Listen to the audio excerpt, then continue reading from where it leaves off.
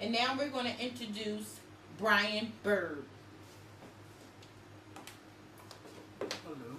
Hello, how you doing, Brian? All right, you. Good. Have a seat.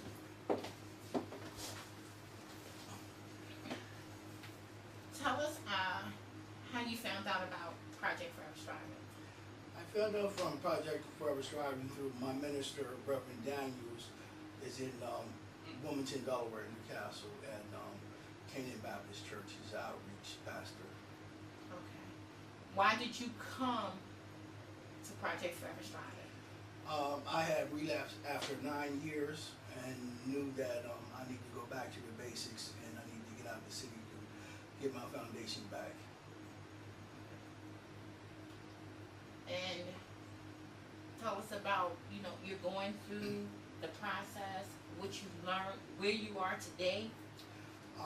Through the process, I've learned how to identify with my feelings because I had used drugs to not to feel anything, to fill the void of emptiness, reoccurring death issues, and not dealing with them led me into using.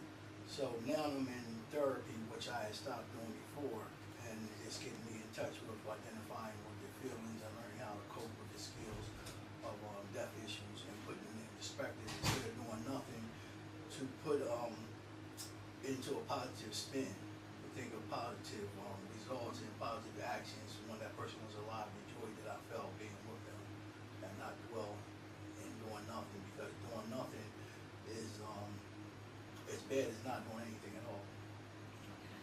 And while you were in Project Forever Striving, you had some health issues. Tell us what you did about them and what's going on with your health today.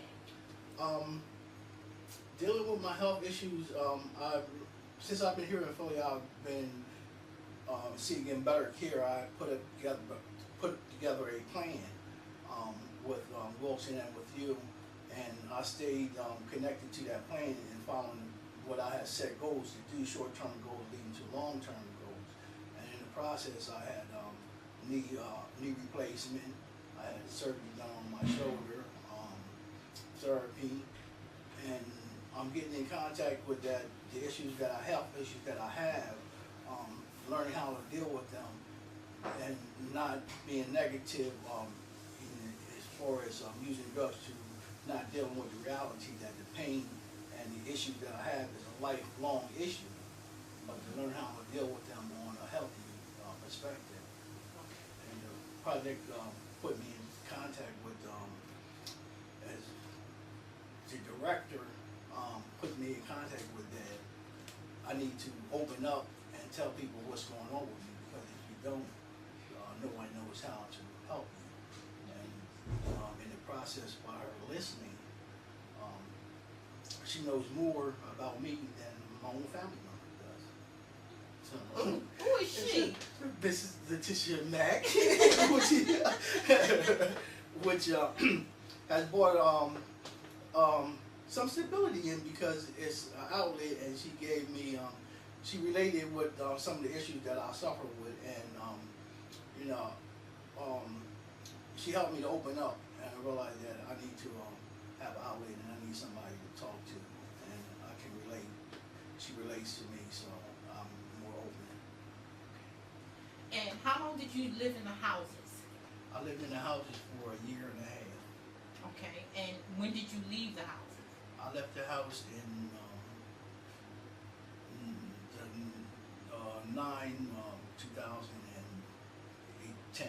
11. Okay, and where are you living at now? I'm living in Germantown, in apartment in Germantown. And how did you get your apartment, and what was that whole process like? The process was, one of the processes that I did when I first came up here was to make a goal plan. And the goal plan was dealing with my health issues and applying for Social Security, and which I followed them diligently through the help, and had help with filling out paperwork through the project. And that led me to getting disability. And you received this, how many years out of your life have you worked? I worked since I was 14, and I'm 54 now. So I worked over 30-something, over 35 years. Okay, and you in did one field. you did receive disability as you were going through the program. Yes, after 5 years, I came up here and I received it in a year, and managed to get my own apartment. And congratulations on your own apartment, independent living. And in the beginning of the process, I know that you were using public transportation and things of that nature. How are you getting around now? I have my own transportation now, Okay. which is a big help. We're coming up here, even with the struggles of the health issue, dealing with a bad back, degenerating disc, and feet problems and knee problems. I walked and did what I had to do to get my life together as far as making meetings and dealing with the recovery process. Okay. I remember clearly you have a car, so I'm sure you have your driver's license. Tell us more about that process. The process with that, I had lost my license in Delaware for driving with no insurance, and I had to study again and take my test here in Delaware. Go to Delaware and pay a fine, and then take the test here in Philadelphia twice, because the first time I took it, I found out that I had a ticket in Delaware, so I had to take it twice here in Philadelphia, which I only missed one question each time I took it. And now you have your license. Yes. Okay. All right. Thank you for your time. God bless you, and I love you. Thank you. God bless you.